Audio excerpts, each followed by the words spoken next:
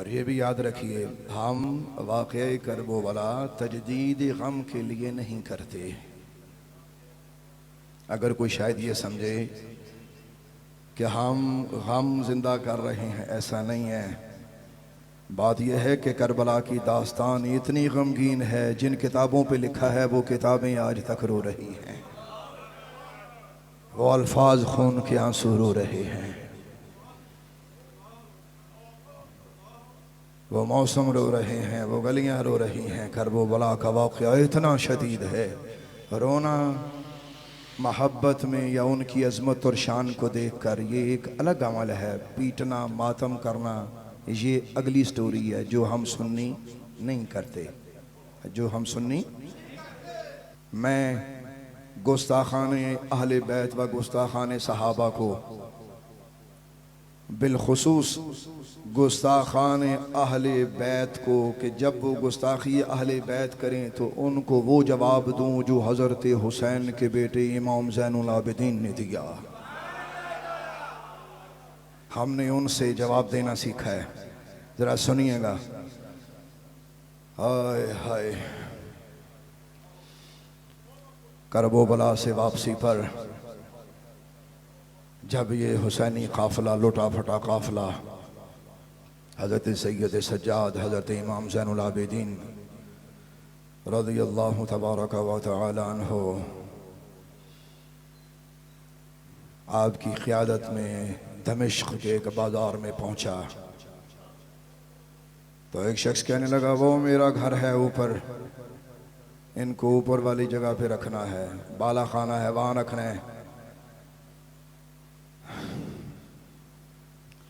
آپ سوچ سکتے ہیں کہ جس کا سارا خاندان اس کی آنکھوں کے سامنے ذبح ہو گیا ہو، جس نے ایک ایک کر کے سارے دکھ اپنی آنکھوں میں سمیٹے ہوں، جس نے خاندان رسول کے خوبصورت پھول اس زمین میں ملتے اور مسلتے ہوئے دیکھے ہوں، اس کے سینے میں کتنے درد ہوں گے۔ سید سجاد صبر کا پہاڑ بنا ہوا اس قافلے کے ساتھ ساتھ جب اس دمشق کے بازار میں پہنچتا ہے تو ایک شخص کہنے لگا کہ میرے بالا خانے میں ان کو رکھا جائے۔ وہ دشمنی اہل بیت تھا، کلمہ بھی پڑھتا تھا، دشمنی بھی کرتا تھا۔ یہ پرانیاں گلاں نے، لوگ کلمے بھی پڑھ دینے دشمن بھی ہوندے نے، یہ کوئی نئی بات نہیں ہے، یہ کوئی نئی بات نہیں ہے کہ لوگ کلمے پڑھیں اور دشمنیاں کریں۔ اس نے کہا کہ میرے بالا خانے میں اس قافلے کو رکھا جائے۔ ایک شخص کہنے لگا خواتین کو الگ کر دو، بچوں کو الگ کر دو، یہ زین العابدین سید سجاد ان کو الگ کر دو۔ علی بن حسین حضرت امام زین العابدین کہنے لگا ان کو الگ کر دو۔ سید کو بیڑیاں پڑی ہوئی ہیں، نعوذ باللہ استغفر اللہ، میں وہ الفاظ بیان نہیں کرنا چاہتا، میں وہ کیفیات بیان نہیں کرنا چاہتا کہ جن کیفیات کے ساتھ سرکار دو عالم علیہ السلام کے ان شہزادوں نے کربلا میں وقت گزارا ہے۔ اپنے بیڑیوں کے ساتھ سید سیڑھیاں چڑھتا ہوا اوپر کی منزل پہ پہنچا، اور جیسے وہاں پہنچا تو ایک شیطان سپاہی جو کہ یزیدیوں کی فوج کا تھا اور شامی تھا، اور یہ جو میں واقعہ بیان کر رہا ہوں یہ تفسیر ابن کثیر میں عربی میں موجود ہے، آج اردو بھی اس کا ترجمہ موجود ہے، جو چاہے دیکھ سکتا ہے۔ عربی پڑھنے کا شوق ہو تو عربی پڑھ لے، اور اردو پڑھنے کا شوق ہو تو اردو پڑھ لے۔ حضرت سید سجاد کو اس نے ایک جگہ پہ بٹھایا اور نہایت حقیرانہ الفاظ سے بولا، اور بڑے ناجائز الفاظ اس نے استعمال کیے، اور وہ کہنے لگا اس اللہ کی تعریف ہے۔ میں پھر یہ جملہ بولنے لگا ہوں اور اللہ سے ڈر کے کہتا ہوں واللہ اگر آپ تک حق نہ پہنچانا ہوتا اس ذلیل شخص کے یہ ذلیل جملے میں کبھی آپ کی خدمت میں پیش نہ کرتا، لیکن مجھے بتانا ہے، میرا منصب ہے، میں کیا کروں، مجھے بتانا ہے۔ سنیے گا، میں وہ اس خبیث کے وہ خبیث جملے دہرا رہا ہوں۔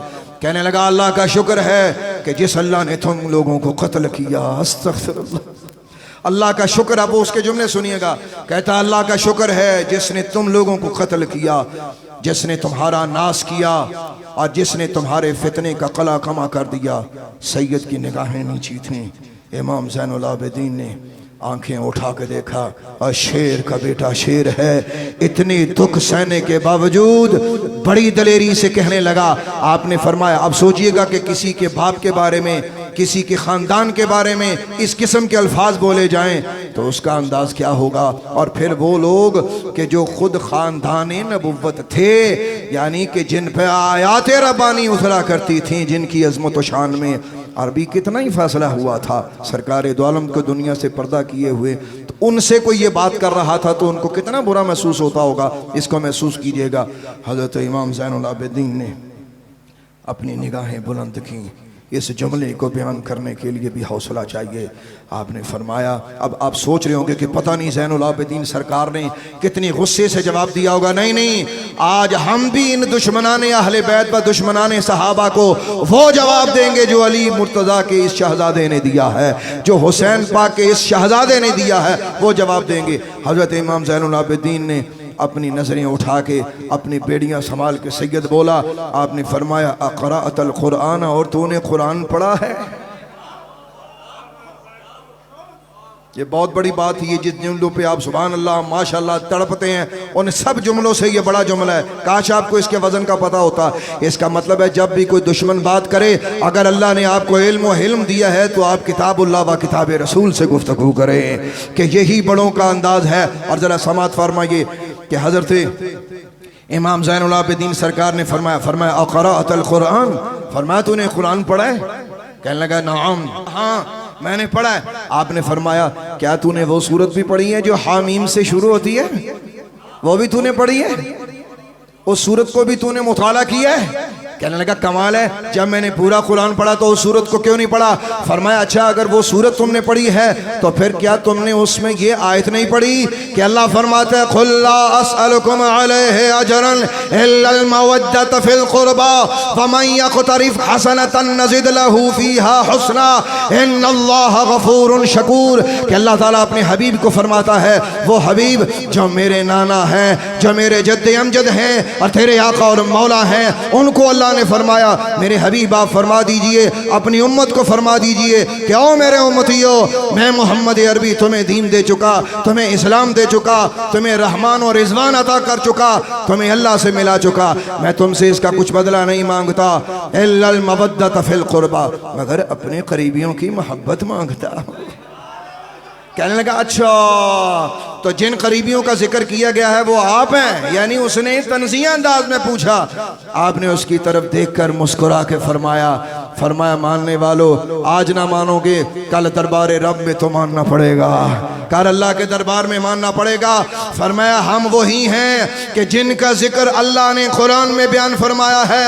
خدا فرماتا ہے وَمَنْ يَقْتَرِفْ حَسَنَةً نَزِدْ لَهُ فِيهَا حُسْنًا، جو اہل بیت کی محبت کی نیکی کرے اللہ فرماتا ہے میں اس کی اور نیکیوں میں اضافہ فرماتا ہوں، میں اس کی نیکیوں میں اضافہ فرماتا ہوں، اس کے نیکیوں کو اور حسین بناتا ہوں۔ ذرا قرآن کی آیت سنیے، لطف آ جائے گا۔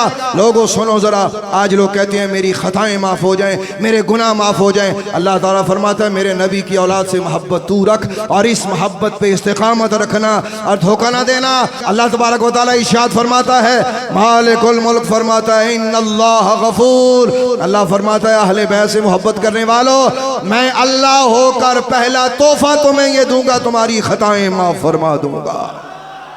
ابھی آیت یہاں ختم نہیں ہوئی۔ او میرے بھائیوں، او میرے بچوں، او نوجوانوں، میرے بزرگوں، ابھی آیت ختم نہیں ہوئی۔ اس کا آخری لفظ سماعت کرو، آخری کلمہ سماعت فرماؤ۔ اللہ تعالیٰ فرماتا ہے شکور، غفور کا معنی ہوتا بخشنے والا۔ اب یہ میں اللہ کا قرآن پیش کر رہا ہوں۔ یا اللہ جب تو نے ہمیں بخش دیا، اب شکور کا کیا معنی ہوا؟ شکور کا معنی یہ ہوتا ہے کہ شکر گزاری کرنے والا، جس کو کہتے ہیں تیرا شکریہ، شکرتو کا اللہ ان چیزوں سے پاک ہے، لیکن اللہ نے یہاں شکور کا کلمہ لا کر بتایا۔